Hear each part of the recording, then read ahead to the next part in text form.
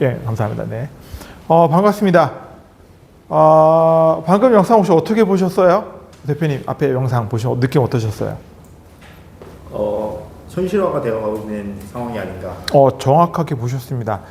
이 드라마가 혹시 언제 나온 건지 아세요? 드라마예요? 예, 영국 드라마입니다. 영국 드라마 휴먼스라는 드라마고요. 나온 게 언제인지 아십니까? 2015년입니다. 예. 우리 지금 2026년이죠. 벌써 2026년 반이나 지났는데 제가 이거를 처음 봤었을 때 나 죽기 전에 저런 시대가 오겠어라고 생각했는데 왔어요. 생각보다 굉장히 빨리 왔죠. 지금 이미 현대자동차에서는 아틀란스라는 로봇을 2030년부터 미국 현장에 투입하겠다라고 공식 발표를 했고요. 우리나라도 조만간 되지 않을까 싶습니다. 그리고 우리나라 국방부가 현대차에다가 의사타진 했다고 하더라고요. 저 아틀란스 국방용으로 보내줄 수 있느냐. 예. 지금 저희 아들이 10살 정도 됐는데 이 친구가 군대를 갈 때쯤 되면은 로봇하고 같이 군 생활하는 그런 시기가 되지 않을까 생각을 합니다. 우리 중학교 때 그 세계사 다 배우셨죠? 세계사. 자, 우리 세계사. 18세기 영국 하면 딱 떠오르는 단어. 제가 정답. 산업혁명. 그렇죠. 자, 산업혁명의 결과물 뭘까요? 증기기가. 맞습니다. 이야, 똑똑한 분들이 요즘 많으시네요. 자, 여러분들 포함해서 저 포함해서 우리는요 지금 18세기 영국에 있는 마부와 같은 입장이에요. 자, 무슨 얘기냐? 18세기 영국의 주요 교통수단이 뭐였을까요? 마차였겠죠. 자, 18세기 영국의 마부들 앞에 어느 날 갑자기 증기기관차라는 어마무시한 괴물이 나타났어요. 그 증기기관차는 마차와는 다를 정도의 수송 능력을 보여주겠죠. 속도나 용량 등의 측면에서요.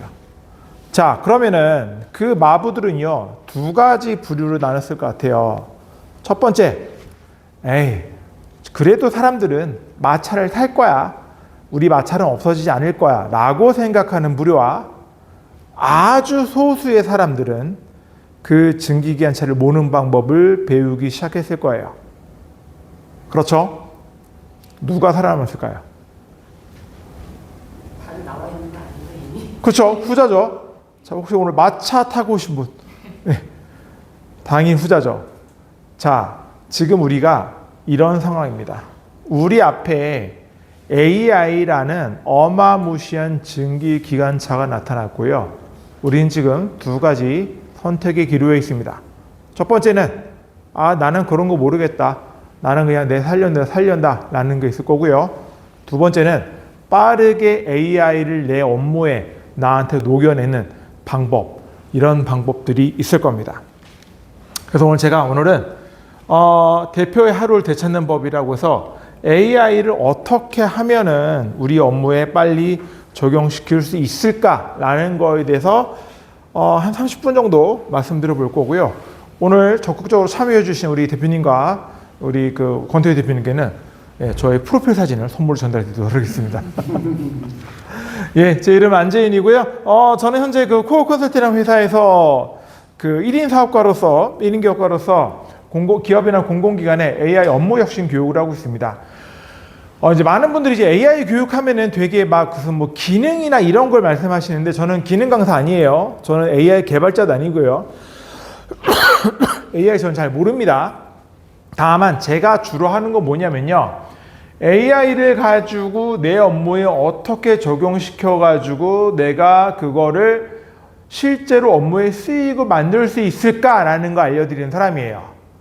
그래서 오늘 제가 AI 기능이 아닌 실무적인 내용들 가지고 어떻게 하면 내 일을 빨리 잘할 수 있을까? 이거 위주로 설명드릴게요.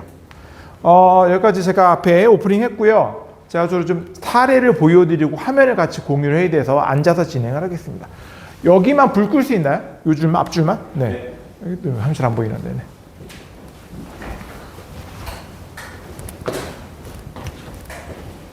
예, 됐습니다.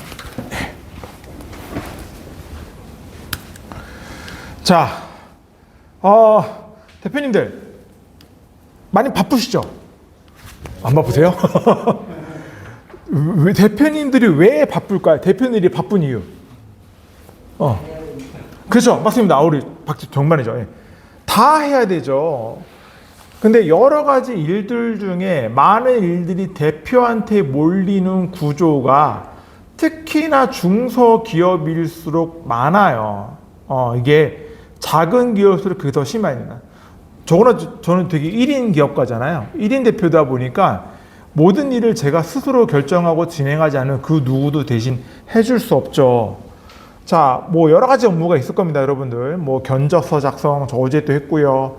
계약서 들어오는 거 검토도 제가 하고, 정부 지원 사업 공고 들어오는 거, 회의록, 문의 답변, SNS 블로그 작성까지 모든 거를 대표 한 사람한테 몰리고 있다는 겁니다. 근데 우리 문제는 이거죠. 뭐 내가 직접 다 처리해 마음이 놓이는 그 일들이 매일 하루에도 몇 번씩 반복되고 내 발목을 잡고 있어요. 그런데 이게 뭐 한두 번이면 상관이 없는데 보세요. 예를 들어서 뭐 견적서 작성한다, 회의록 정리한다, 뭐 SNS 블로그 만든다. 저런 것들이 뭐 1시간 한다고 쳐보죠. 그럼 저런 것들이 하루에는 3시간이고요. 일주일이면 15시간이고요. 한 달이면 60시간 가까이 나의 업무 포션을 계속 먹고 있다는 겁니다. 그래서 대표님들 지금 보시기에 저러한 업무들, 뭐 이걸 물론 다른 업무가 있겠지만 나의 업무들 중에 이거 내가 매일 혼자 하고 있다 싶은 거 한번 세어보십시오. 그리고 그 중에 저 중에 3개 이상이 나한테 몰리고 있다라고 한다면 여러분들 이제 그 업무 혁신을 새롭게 하셔야 될 시기가 된 겁니다. 자, 그럼 이제 보통 그러시죠. 이제 대표님들 그때부터 고민을 합니다. 자, 아침에 더 일찍 출근하세요. 보통 몇 시 출근하시나요? 저는 8시 반 정도면 제 자리에 앉거든요. 8시 반이면은 이제 아침에 저희 아들놈 씻겨서 밥 먹이고 학교 보내고 8시 반이면 이제 자리에 딱 앉습니다. 그리고 밤 9시까지 그 자리에 앉아 있습니다. 네, 외부 업무가 없는 이상은. 그런데 이게 내 몸을 갈아 넣는다고 해결되는 건 아니라고 좀 판단이 돼요. 자, 그래서 저는 그때부터 이거를 어떻게 하면 해결할 수 있을까를 고민해 봤습니다. 자, 첫 번째 방법은 아까 말씀드린 대로 뭐 이거죠. 내가 계속 이거를 문제가 생긴 거죠. 의사결정 지연되는 거죠. 저 지금도 이메일이 막 한 10개가 쌓여 있거든요. 이따 끝나고 가지고 다 답변을 달아줘야 돼요. 회신을 줘야 뭐 견적을 주든 뭐 업무 관련 뭐 제안 자료를 주든 이걸 할 거 아니에요. 이걸 해야 되는 거고. 근데 이거 말고도 제가 좀 해야 될 것들이 있어요. 제가 얼마 전에 그 온라인의 스레드를 통해 이제 AI 강사를 만나 뵀는데 그 강사가 블로그도 꾸며놓고 유튜브도 꾸며놓고 여러 가지 되게 많이 꾸며놨더라고요. 제가 저거 따라해봐야겠다라고 해가지고 좀 기획만 가지고 있거든요. 근데 정말 중요한 거는 그걸 해야 되는데 저는 당장에 견적 쳐내고 제안서 쳐내고 이러고 있는 겁니다. 그러다 보니까 정말 내가 해야 될 뭐 운전을 내가 직접 해야 되냐 치면은 대표님 직접 들어가가지고 엔진 오일 바꾸고 브레이크 패드 바꾸고 막 이러고 있는 겁니다. 근데 내가 정말 해야 될 건 뭡니까? 운전이라는 거죠. 자, 결론은 회사의 성장은요, 대표가 이걸 다 하느냐가 아니라 업무 구조는 어떻게 짜여지느냐에 따라 달라지는 겁니다. 오늘 이 관점에서 AI를 한번 바라보도록 할게요. 자, 그럼 보통 대안이 뭐죠? 자, 첫 번째, 사람 돋보는 거죠. 어떻게 보면은 가장 쉬운 방법이고 가장 직관적인 방법일 거예요. 그런데 돈이 만만치 들죠. 권태희 대표님, 예를 들어 직원을 하나 채용해요. 근데 예를 들어서 뭐 그 직원의 연봉을 3,600으로 했다. 실수령기 기준으로 했다 할 때 4대 보험 포함하면 얼마나 들까요? 대략? 한 1.23배 정도. 1.23배니까 한 4,100 초반? 그 정도 왔다 갔지 않을까요? 네. 사람 하나 뽑게 되면은 회사 분담은 4,100, 200 정도 될 거예요. 그런데 그 직원 뽑아 놓으면은 뽑자마자 내가 원하는 만큼의 퍼포먼스가 나오나요? 절대 아니죠. 예. 그 직원을 교육하고 훈련시키고 내가 원하는 대로 퍼포먼스 낼 때까지 제가 보기에는 짧아야 3개월이에요. 그리고 더 중요한 거, 일할 만하면 나가죠. 맞습니다. 저 그런 거 정말 많이 해봤거든요. 자, 이제 그렇게 사람 돋보면 말고, 아니면 이제 대표 내모를 간다. 아마 비슷하실 것이에요. 저도 아침 8시 반부터 밤 9시까지 계속 일을 하고 있고, 오늘도 일해야 되고, 내일도 일해야 되는 거죠. 그러다 보니까 어느 순간 제가 작년 이맘때 암 수술을 했는데, 한 2주 정도 병원에 입원을 했거든요. 근데 2주 동안 제 일을 누가 대신 해줍니까? 일은 고스란히 그대로 있게 되는 거죠. 그럼 저는 2주 동안 밀렸던 일을 복귀하자마자 막 미친 듯이 막 처리해내야 되는 그런 상황이 생기는 거죠. 그러니까 대표가 고갈되고 결국은 병목이 계속 생길 수밖에 없는 겁니다. 그래서 제가 생각한 게, 자, 그럼 내가 이 반복 업무들 중에 내가 이걸 다 할 게 아니라 AI를 가지고 좀 자동화시켜 볼 수 있는 게 없을까라고 고민을 좀 해봤습니다. 근데 AI 직원을 쓴다라는 건 첫 번째, 고정비 증가가 없죠. 고정비 정보가 없고, 그리고 우리 요새 그 직원들 6시 이후에 연락하면 되나요? 안 되죠. 맞습니다. 이 AI 직원은 밤 12시건, 새벽 2시건, 새벽 4시건 내가 원할 때 언제든지 응대할 수 있는 AI 구조 자동화를 할 수 있는 방안이 있게 되는 거죠. 그래서 이렇게 봤을 때 여러 가지 업무 영역이 있겠지만 저는 그 크게 4가지 자동화 영역이 있다가 보여지고 있어요. 자, 대표님들 아마 회사에 굉장히 다양한 문제점도 있을 거예요. 자, 그렇게 봤을 때 저는 중소기업 분야 크게 4가지를 보고요. 첫 번째, 운영 영역입니다. 운영 영역. 운영 같은 경우에는 뭐가 있냐면은 고객 응대 제한 같은 거, 반복되는 거, 아니면 이제 뭐 제한 자동화, 빨리 제한하는 거죠. 뭐 제안서를 쓴다거나, 뭐 견적서를 쓴다거나 이런 것도 있을 거고, 판단 같은 게 뭐가 있냐면은 중소기업 지원 사업 같은 거 있죠. 그런 것들을 나한테 핏한 것들을 찾아내서 지원할 수 있게 도와준다거나, 그리고 홍보 자동화는 저는 지금도 일종의 쓰고 있는 건데, 스레드, 블로그, 링크드인 이런 것들을 자동으로 발행하고 AI가 해줄 수 있는 이런 것들, 그러니까 즉 비나면 앞에서 혼자 고민하는 시간을 줄여주는 겁니다. 그래서 이 네 영역을요, 사례를 한번 제가 찾아보고 숫자를 어떻게 줄였는지 보여드릴게요. 오늘 혹시 여러분들 실제적인 방법을 알고 싶다라고 하면 오늘은 시간 강의에서 제가 다 보여드리지 못하고요. 실제로 몇 가지 사례 보여드리고 기회가 된다면 구체적인 실행 방안은 다음 강의를 한번 넘어가도록 하겠습니다. 첫 번째, 운영 자동화 사례예요. 운영 자동화 사례. 자, 이런 겁니다. 같은 질문에 하루 종일 답하는 시간을 줄이는 겁니다. 이런 것들 많죠. 뭐 최근에 많이 실행돼 있지만, 예를 들어서 이제 뭐 전화로 와가지고 이제 자, 거기 어떻게 가야 돼요? 뭐 영업시간 몇 시부터 몇 시까지예요? 뭐 주차장 어떻게 돼요? 이런 거 어떻게 돼요? 환불 어떻게 돼요? 이런 거 전화, 뭐 문자, 뭐 카톡 굉장히 많이 오죠. 이런 것들을 직원한테 아직은 지금 대표님 직접 말할 때가 많습니다. 근데 그 채널톡이라고 혹시 써보셨어요? 채널톡. 예, 채널톡이라고 요거 보여드리면요.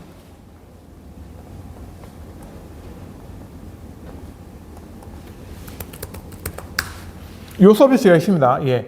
요게 방금 말씀드린 사례인데요. AI 플랫폼화 돼 있어가지고 이 채널톡 같은 경우에는 카톡으로 바로 등록이 돼서 우리가 말씀드렸던 그러한 단순 문의 반복 사례들 지속적으로 응답할 수 있는 그런 구조가 있다고 하더라고요. 그래서 채널톡에 AI 전화 응대 알프라는 시스템이 있다고 합니다. AI 시스템이. 그래서 이런 단순 문의를 한 80% 이상 AI가 자동으로 처리한다고 하더라고요. 그래서 그 결과 상담사 1인당 받는 전화가 줄어든다는 거나, 아니면 이제 10통 받던 전화를 5통 줄인다는 거라, 이렇게 해가지고 응대를 자동화할 수 있는 사례가 채널톡 사례가 있습니다. 근데 여기서 핵심은 사람을 줄였다는 아닌 것 같고요. 남는 시간에 진짜 중요한 상담 같은 거 있죠. 예를 들어서 뭐 그 고객사에 계약을 결정짓는 뭐 감당 고객 클레임을 판단된다거나 아니면은 그 고객의 진정한 그 단순 문의가 아닌 클레임을 처리할 수 있는 불만을 처리할 수 있는 그런 시스템의 사례가 최노터 사례가 대표적인 사례일 거예요. 자, 그럼 이거를 우리가 어떻게 구현하느냐는 제가 나중에 그 심도가 별도의 강의를 풀어줄 수 있는 부분이 있는 거고요. 요거는 시스템 운영 사례로 제가 한번 사례를 가져와 봤습니다. 다음 두 번째가 이제 제한 자동화입니다. 제한 자동화. 견적서 혹시 하루에 몇 건을 쓰시나요? 견적서. 저는 견적서가 하루에 한 4건에서 5건 정도는 꾸준히 나가고 있거든요. 그렇게 많은 건 아니지만, 근데 그것도 견적을 쓰다 보면은 아주 예민한 부분들이 있어요. 특히나 이제 그 수신기관, 그 다음에 그 수신기관의 담당자 정보, 그리고 그 아시죠? 똑같은 서비스라도 받는 조직에 따라 금액은 살짝 달라질 수 있습니다. 저는 이제 예를 들어서 AI 강의를 나가면은 일반 기업 대상으로 해서 가는 시간당 예를 들어 100만 원 받는다 치면은 공공기관 대상으로는 한 그 가격에 60에서 70% 선에서 받는 그런 차이가 있거든요. 이럴 때 견적서 자동화를 할 수 있는 시스템 사례가 있습니다. 요거를 보니까 그 비전 소프트라는 그 소프트에서 그 제한서 견적 자동화 사례를 만든 게 있더라고요. 그래서 고객이 견적을 요청을 하면은 왔는데 뭐 보통 견적은 하루를 넘어가면 안 됩니다. 왜냐면은 그 사이에 경쟁사가 견적을 보내게 되면은 이미 거기로 견적을 끝나는 경우가 많죠. 그래서 빨리 답 주는 회사를 신뢰하게 됩니다. 그래서 이런 식으로 견적 자동화를 만들게 되면은 기본적으로 고객사의 그 계약 클로징률을 높일 수 있는 그런 시스템을 구축할 수 있게 됩니다. 근데 여기서 그냥 이 견적 시스템을 뽑아봤더니 아주 굉장히 뭔가 시스템적으로 뭐 거창한 걸 만들어 오는 게 아니고요.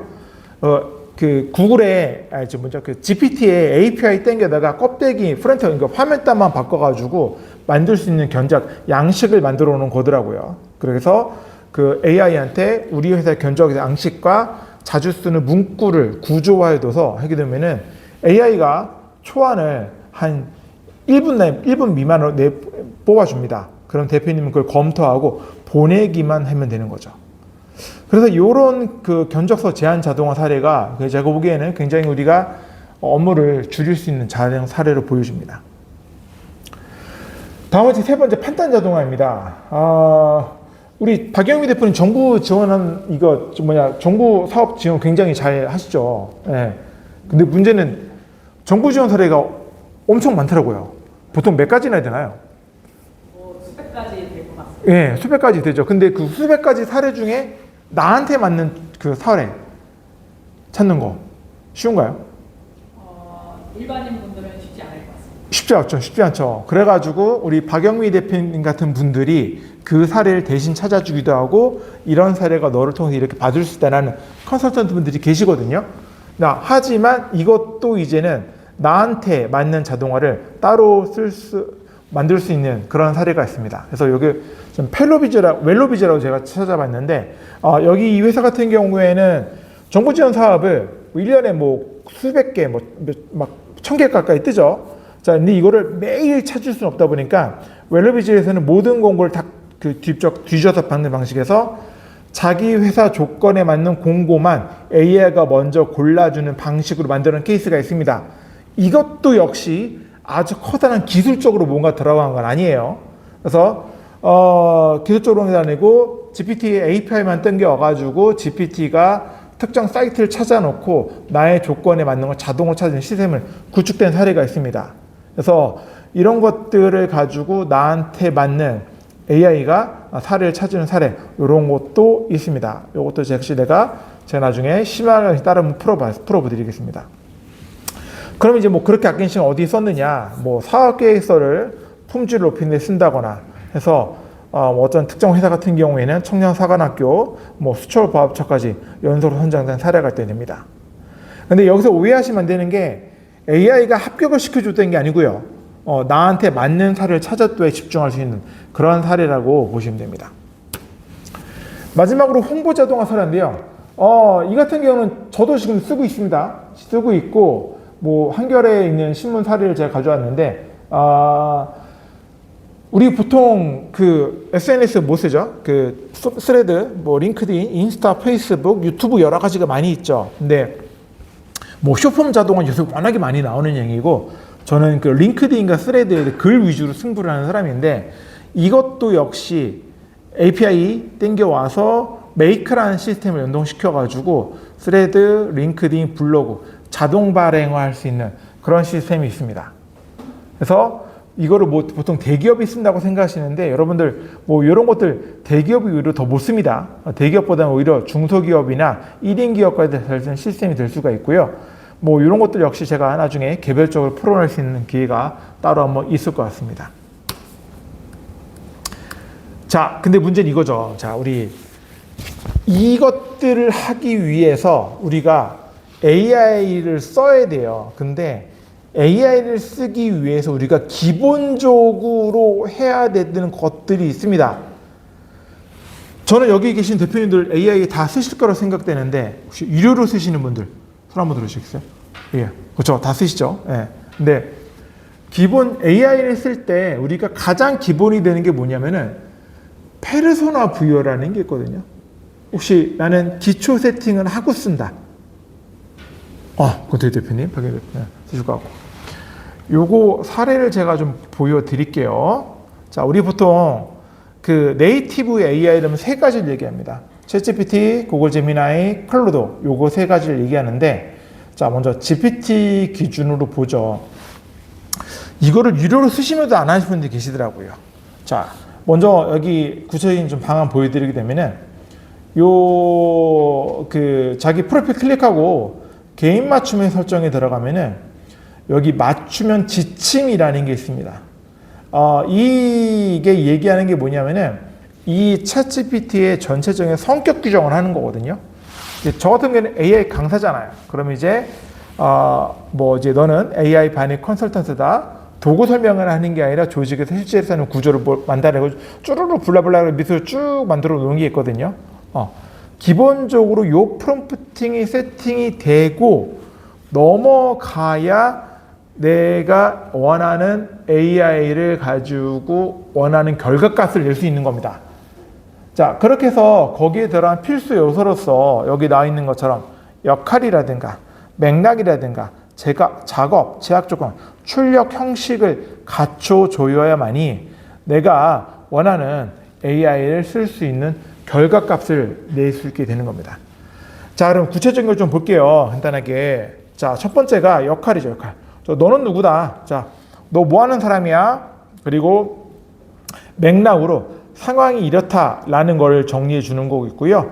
다음에 작업으로서 이런 걸 해라. 그리고 제약 조건은 이런 게 있다. 마지막 출력 형식이 나오는데 이런 것들을 5가지 요소를 끌어낸 구체적인 예약 여기 프롬프팅이 바로 여기 나와 있는 것들입니다. 당신은 중소기업 지원사업 검토 컨설턴트입니다. 아래의 공고문을 읽고 이렇게 판단해 주세요라고 해서 표로 정리해 주세요. 이렇게 나오는 형태가 있는 거죠. 그래서 만약에 여러분들께서 어떤 중소기업 공고문을 이제 지원 사업을 가지고 내가 찾고 싶을 때는 이런 내용들 기본 세팅을 하고 그 다음 단계로 지나가셔야 되는 거예요. 이것들 굉장히 기본적인 분들이 이것조차 안 하시는 분들이 있으시더라고요. 근데 여러분들 자동화라는 게 아주 거창한 게 아닙니다. 이 문단을 잘 문도로 두는 게 자동화의 시작인 거고요. 여기서부터 자동화를 할 수 있게 되는 겁니다. 그렇게 해서 이런 단발적인 활용에서 반복 활용되고 업무 시스템화를 하게 되는 거거든요. 그래서 첫 번째는요, 우리 AI를 가지고 자동화를 하기 위해서는 첫 번째 단발적으로 써보시는 겁니다. 필요할 때마다 그때 지금 물어보시는 거죠. 근데 대부분 여기서 멈추시더라고요. 여기서 조금 더 나갈 수 있는 게 어떤 게 있느냐? 여기 GPT 기준으로 여기에 나와 있는 GPTs라는 이런 것들이에요. 일반적으로 여기 좌측에 있는 사이드 메뉴에서 내가 그냥 바로바로 물어보는 끝나는 경우가 많거든요. 근데 여기 GPT 보면은 이런 것들이 있습니다. 첫 번째, 남이 만들어 놓은 GPT를 가지고 내가 반복적으로 얘한테 물어봐서 쓸 수 있는 방향 하나 있고요. 조금 여기서 한 스텝 더 나가려면은 내가 GPT를 만들 수 있습니다.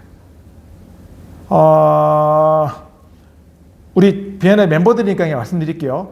저는 그 원투 코치라고 해서 이런 것들을 만들어 봤거든요. 우리 각각의 V단계, C단계, P단계 원톤하기 만만치 않죠. 그래서 저는 이 GPT에다가 저의 프로필을 올려놓고 V단계를 작성해줘, C단계를 작성해줘, P단계를 작성해주면은 요걸 가지고 얘가 자동으로 각각의 질문과 답변에 맞게 답변해주는 이런 시스템이 있거든요. 그래서 저는 이거를 제가 원투원하는 분들에 선물을 드리고 그 이후에는 그 제가 이 원투원의 결과를 가지고 제 SNS에 리포트를 올려드리는 이런 시스템도 가지고 있어요. 우리 김현수 대표님은 보셨죠, 이거? 네.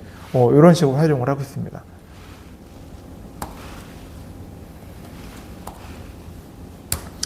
그렇게 해서 반복하라고 되는 거고, 여기서 한 단계 더 나가는 게 바로 업무 시스템화입니다. 그런데 이 업무 시스템화는 네이티브 AI만으로는 좀 부족해요. 이거를 가지고 조금 더 나갈 수 있어 할 수 있는 게 여기 에이전트 플랫폼, 구글의 에이전트 플랫폼을 통해서 만들어 나가는 겁니다. 근데 여기 같은 경우에는 제가 여기서 풀어드리면 한 2시간 넘게 걸리는 거라서 풀어드릴 수는 없고 이런 것들을 통해서 나만의 업무 자동화를 만들어 나갈 수 있는 그런 시스템을 구체화 시킬 수 있게 되는 거죠. 자, 그래서 마무리 짓겠습니다. 제가 앞에 뭐 구체적인 오늘 사례를 풀어드리면서 대충 이제 포괄적인 포괄적인 얘기만 풀어드렸는데 업무 자동화라는 거예요. 아주 대단한 게 아닙니다. 자, 그리고 여러분도 하실 수 있는 거예요. 간단하게는 네이티브 AI에 있는 GPT나 구글의 뭐 제임스나 그 클로드의 아티팩트나 이런 기능들을 이용해서 반자동화할 수 있는 기능들이 있고요. 추가적으로 넘어가서 GPT나 구글 제미니나 아니면 엔트로피 거? 클로드에서 API를 땡겨와서 아까 보여드렸던 그 구글 에이전트 플랫폼에서 설계를 해서 쓰는 방법이 있습니다. 근데 그 방법은 제가 시간이 좀 걸리면 오늘 설명 못 드리지만 그렇게 해서 기술적인 방법들이 있습니다. 다만 그런데 정말 중요한 건 뭐냐면 여러분들 제가 강의를 당해서 항상 느끼는 건데 업무 자동화하기 위해서는요 방금 보여드렸던 기술적인 내용보다 더 중요한 게 뭔지 아세요? 여러분들 업무를 파악하는 거예요. 대부분의 분들이 자기 업무를 형식화를 못 하시더라고요. 암묵지는 들어가 있습니다. 그래서 내가 몸으로 합니다. 그래서 대표님 그러시면은 저랑 어떻게 하시는 글을 한번 좀 풀어볼까요? 라고 하면은 종이에 쓰라면 못 쓰세요. 그래서 오늘은 해보는 게 첫 번째가 요 세 단계입니다. 첫 번째, 내가 지속적으로 반복한 처리할 수 있는 업무가 뭐냐라는 거를 그려보시는 거예요. 1단계에서는 뭐 했고, 2단계에서는 뭐 했고, 3단계에서는 뭐 했고, 각각의 워크플로우에서 1단계에서 내가 반복되는 것들이 이런 것들이 있어. 2단계에서 이런 것들이 있어. 이거를 가지고 한번 그려보시는 겁니다. 그리고 그거를 내가 이거를 초안을 만드는 거야, 요약하는 거야, 뭐 응대하는 거야, 구분을 지어보는 겁니다. 우리 아까 제가 그 4가지 사례 보여드렸죠. 구분을 지어보고 그런 다음에 그거를 내가 어떻게 하는지를 내 행동을 글로 적어보시는 거예요. 그게 바로 지시문을 쓰는 겁니다. 이 지시문을 써봐야 AI한테 내가 그거를 설명할 수 있는 거거든요. 아까 요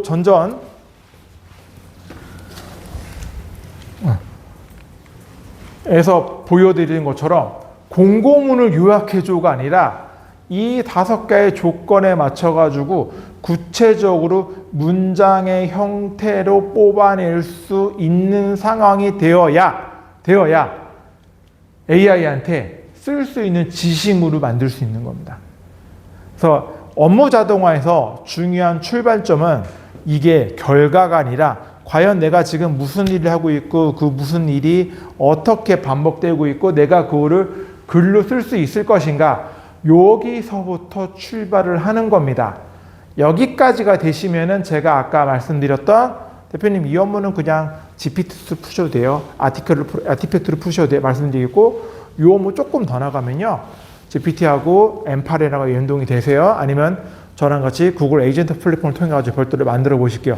이렇게 단계로 풀어나갈 상황이 되는 거죠. 그래서 오늘은 많은 거 하지 마십시오. 항상 저도 종이하고 펜을 들고 다니거든요. 거기에다가 내가 오늘 어떤 업무를 반복을 했는가, 요거를 적어보는 습관부터 하시게 되면은 여러분들이 반복 업무를 자동화할 수 있는 그런 시스템이 초반이 만들어질 거다. 네, 여기까지 제가 한 40분 정도 말씀드렸네요. 질문 있으실까요? 제가 탕비를 너무 잘하는 건가요? 그래서 자, 그렇게 해서 제가 그 다음부터는 여러분들이 개별적으로 도와드릴 수 있습니다. 연락을 주시게 되면 제가 하나하나 여러분들이 업무를 쪼개보고 워크플로우를 쪼개보고 그 워크플로우 쪼갠 거에서 어떻게 하실 수 있는 도와드리겠습니다. 아, 네네. 이제 컨설팅을 하시면 실제로 이렇게 자동화 세팅하시는데 네. 어느 정도 기간이 주는지. 뭐 간단한 업무는 하루만 해도 되고요. 근데 조금 난이도가 있다, 개발까지 가야 된다라는 거는 뭐 한 3개월 정도 들어갈 수 있습니다. 그래서 그럴 때는 저만으로는 안 되고 SI 개발적으로 갖다 붙여야 될 경우도 있거든요. 대표적인 케이스가 기존에 있는 시스템과 연동을 할 때예요. 기존에 있는 보통 회사 시스템과 AI가 연동이 되려면은 그 프로토콜 보안을 뚫어줘야 됩니다. 그런 거는 이제 뭐 3개월 정도 걸릴 수 있고요. 근데 제가 해보니까 그 정도 사례까지는 아직은 좀 드물어요. 그러면 매우 드물고, 그리고 가장 좀 허들이 뭐냐면은 메이드된 ERP 쓰시는 회사 있죠. 뭐 더졸이나 뭐 영림이나 이런데 거기서는 ERP 보안을 뚫어줘야 되는데 뚫어주는 경우는 거의 못 봤어요. 한 번도 안 뚫어줬습니다. 그래서 그렇기 때문에 좀 힘들고, 지금 제일 많이 나가는 게 아까 보여드렸던 구글의 에이전트 플랫폼 개발까지, 그 정도까지 가시게 되는 거죠. 그러면 이제 거기서 여러 가지 시스템 연동시켜서 반자동화 전용 정도까지 그렇게 만들고 있습니다. 그리고 당장 뭐 제가 혼자 할 수 있는 거는 뭐 GPT와 그 메이크 연동, M8의 연동 정도, 그 정도까지는 진행이 될 수 있고요. 그렇게 가지 있어요. 대표님처럼 그 업무 자동화 시스템에 대한 구축에 대한 니즈가 있는 기업이라고 봤을 때, 네. 예를 들어서 구축에 의미가 있는 네. 뭐 기본적인 어떤 회사의 규모, 네. 사이즈 네. 이런 것들이 미니멀하게 있을 것 같아요. 네네. 그리고 예를 들어서 한 10명 이하의 기업이었을 때 네네. 그런 구축과 관련해서 예를 들어서 비용적인 측면, 네. 대략 어바웃하게라도 네. 얼마 정도가 소요될지. 되게 애매한데 되게 이게 아이러니해요. 효과가 가장 좋은 빠른 기업들은요 1인 기업들이에요. 내지는 5인 미만의 기업들. 이런 데는 어떤 특별한 제약이나 보장 이런 것들이 없잖아요. 그러니까 이런 회사들은 굉장히 빠르게 할 수 있어요. 뭐 그런 데 같은 경우에는 뭐 빠르긴 하지만 중요한 건 그분들 돈이 없으니까 돈을 많이 못 받죠. 그래서 제가 지금 타 챕터에 이제 모 대표님하고는 달에 일정 금액을 아주 소정의 금액, 거마비 정도 받는 선에서 하고 있습니다. 근데 이제 조금 큰 기업, 제가 지금 이제 그 중견 제약기업 회사랑 이제 계약을 맺을 단계에 있는데, 거기는 이제 좀 1000단위가 넘어가는 금액 정도를 하고 있죠. 구체는 말씀 없겠지만, 거기는 이제 이터러시 강의 끝내고 이제 각 부서별로 각 부서별로 강의한 다음에 걔네 시스템에서 API 갖다 붙여가지고 할 수 있는 걸 좀 알아보고 있는데, 그거는 이제 조금 1000단위, 뭐 적어도 2000 이상 넘어가는 그런 단위가 있고요. 근데 정작 어려운 거는 대기업입니다. 대기업은 아무것도 안 돼요. 이게 뭐냐면은 제가 최근에 그 용산에 위치한 모모 저축은행에 가서 그 생성형 AI를 활용한 재무제표 분석이라는 강의를 3차시를 돌리고 나왔거든요. 근데 이게 중요한 건 금융이 다 폐쇄망이에요. 그러니까 우리가 흔히 인터넷을 쓰는 방에서 들어갈 수가 없어요. 아예 단절되어 있어요. 보안 문제 때문에. 근데 거기는 솔직히 쓸 수 있는 게 그 네이티브 GPT밖에 없어요. 근데 거기는 GPT도 안 돼서 코파일럿만 써요. 그러니까 걔네는 기능이 그냥 뭐 GPT 쓰는 정도, GPT 쓰는 정도, 그 정도 순에서 머물 수밖에 없습니다. 여기는 돈은 많으나 구조상 할 수 없는 그런 저희가 되는 거죠. 그리고 이제 의료도 마찬가지고요. 여기 참 할 수 있는, 정말 다양하게 할 수 있는 거는 작은 기업에서 다양하게 할 수 있으나 그분들은 돈이 없고, 돈이 많은 대기업은 할 수 있는 게 없고 굉장히 애매합니다. 그 정도 금액에서 할 수 있는, 금액은 이제 뭐 제가 견적 내기 나름이고요. 개별로 제가 말씀드리겠습니다. 하나만 더 붙여. 네네네. 제가 소속된 회사 같은 경우에는 네. 이제 일종의 플레이어들, 마케터 분들이 계세요. 그분들이 반복적으로 하는 업무가 네. 상담을 잡고, 네. 상담을 하고, 상담 시 필요 서류를 요청을 하고, 네. 그 서류를 수령을 해서 네. 그걸 기초로 해서 제안서를 작성을 하고, 네. 그 제안서를 갖고 다시 고객을 만나서 미팅을 하고 네. 의사결정을 끌어내는, 예. 사실은 몇 단계 안 되는 되게 반복적인 업무를 해요. 예. 그러면 최초 상담할 때 필요로 하는 서류들이 예를 들어서 회사의 재무제표 같은 것들이거든요. 그러면 그렇게 받은 서류를 다 취합을 해서 AI에 실어서 네. 일정의 그 제안서를 만들거든요. 네. 근데 이제 그게 아직은 개인의 역량에 따라서 많이 다르죠. 만들어지는 결과물이 다 다른 거예요. 예. 어떤 분은 굉장히 나이스한 형태의 결과물을 만들기도 하지만 네. 어떤 분들은 조금 뭐라 그럴까 아직 다듬어지지 않은 결과물을 만들어. 그러면 당연히 퍼포먼스가 다를 수밖에 다르겠죠. 없잖아요. 네. 그러니까 그거를 하나로 이렇게 통일한다, 그 업무 프로세스를 아예 규격화한다, 이런 형태의 작업을 한다라고 치면 네. 그런 것들은 어떻게 작업을 진행해 볼 수 있어요? 제가 좀 비슷한 걸 하거든요. 제가 좀 비슷한 걸 합니다.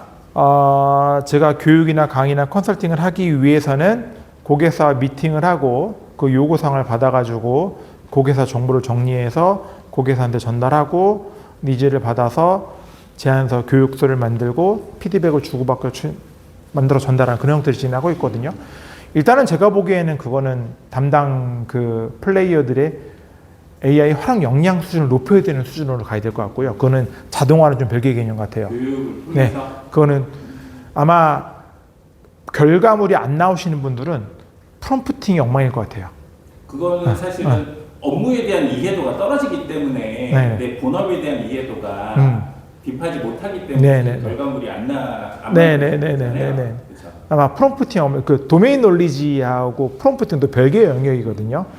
도메인 놀리지, 도메인 지식이 있고 그걸 바탕으로 해가지고 내가 프롬프팅을 개발하는 거 전혀 별개의 영역입니다. 근데 아마 말씀하신 것 같은 경우에는 일단은 그 담당 설계사분들의 AI 활용력을 어느 정도 높여서 평준화 시켜놓은 다음에 그리고 동일한 그 플랫폼을 쓰셔야 될 것 같아요.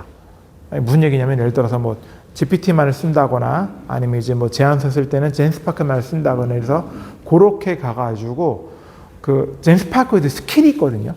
그 스킬을 동일한 스킬을 써서 고구에 컨트롤 CV에서 넣을 수 있는 그런 걸로 가서 제안서도 회사마다 막 각각 나가면 안 되잖아요. 같은 회사인데서 동일한 프로세스 형태로 가야 되는 그런 형태를 잡아야 될 것 같아요. 자동화의 영역은 아닌 것 같습니다. 개인에 대한 개별적인 역량을 일정 부분 평균치를 끌어올리고 네, 그거를 꼴로 오시는 선행되어야 그냥 된다. 그렇게 될 것 같습니다. 추가적인 질문도 있으실까요? 네, 선생님 여기서 마칠 거고요.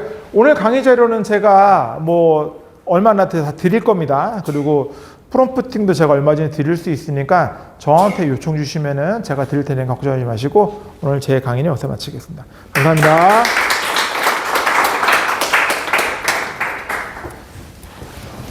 네, 좋은 강의 진행해 주신 안재현 대표님 감사드립니다.